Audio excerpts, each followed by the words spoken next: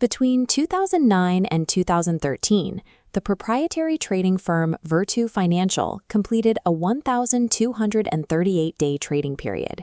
Across those 5 years, they recorded exactly one losing day. Their SEC S1 prospectus details the mechanics of this run. Virtu achieved near-perfect daily profitability while simultaneously losing money on 49.6% of their individual trading positions. To understand how a firm loses half its trades but wins 99.9% of its days, we have to discard the idea that the bid-ask spread is a transaction fee or a guaranteed profit margin. This diagram shows the mechanics of the Glosten-Milgrom proof.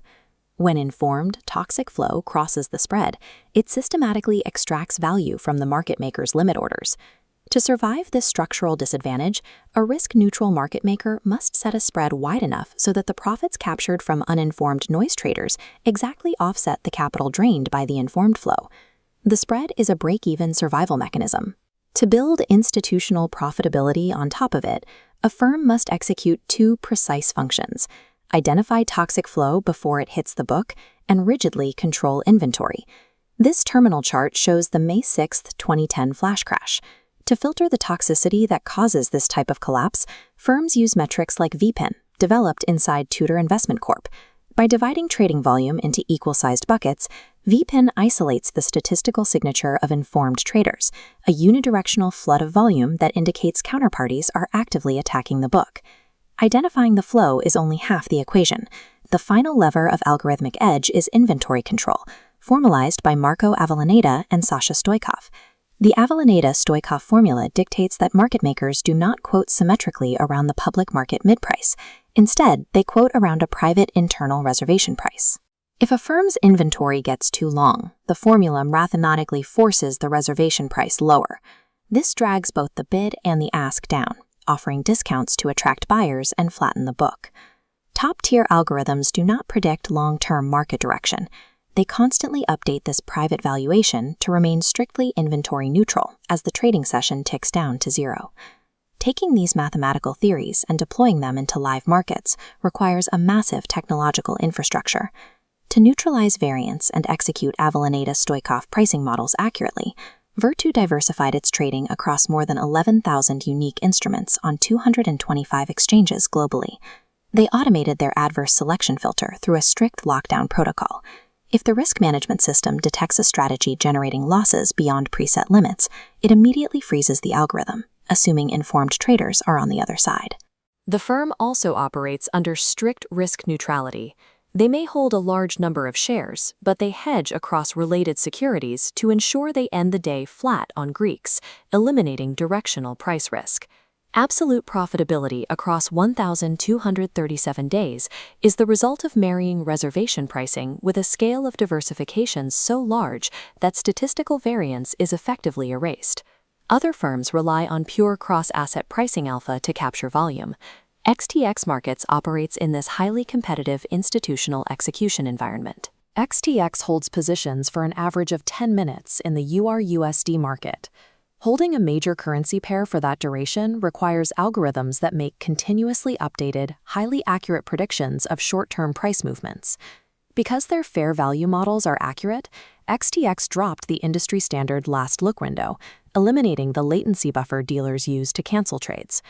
Moving to zero hold time had an immediate business result. XTX's bilateral volume spiked by 50%, and their direct client count grew from 20 to 100 in a single year. If a firm builds a mathematically superior pricing model, they don't need latency buffers to survive. They trade total execution transparency for absolute dominance in client volume. But when fair value accuracy decays, algorithmic logic sometimes shifts from predicting prices to exploiting market structure. In January 2017, the SEC issued Administrative Proceeding 3310280 against Citadel Securities regarding how the firm handled retail order flow. This microsecond gap separates the slower public SIP feed and faster direct data feeds. Citadel's fast fill algorithm exploited this discrepancy. It intercepted retail orders, executing them at the worse SIP price, while the firm already saw the superior direct price. They operated a companion algorithm, Smart Provide, which routed non-marketable orders specifically to bypass the better prices already visible on the direct feed. The SEC ultimately fined Citadel $22.6 million for this practice. When algorithmic edge hits a capacity ceiling, firms often attempt to extract yield by structurally arbitrating latency against uninformed retail flow. There is an absolute limit to algorithmic legality. It is the moment a firm stops reacting to the order book and begins intentionally breaking it. In 2012, the CFTC issued a consent order against Optiver for deploying an algorithm nicknamed the Hammer to trade NYMX energy futures. This depth chart shows the impact of an algorithm banging the close. A rapid-fire barrage of massive orders crushes the bid in the final minutes of the session, dragging the settlement price violently downward. They manipulated the closing price specifically to trigger massive payouts on the firm's pre-existing directional inventory positions in related derivatives. This crosses the line from providing liquidity to inflicting market abuse. The algorithm sacrificed immediate execution capital in the spot market to guarantee a much larger derivative payout. Regulators globally are compressing this structural edge. The European Union implemented the MiFIR Article 39A ban on payment for order flow, and the CFTC levied $4.3 billion in enforcement penalties in a single year.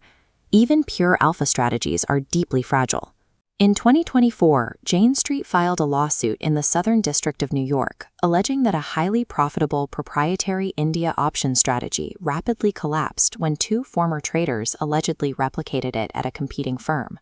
The SEC S1 filings provide the financial audit.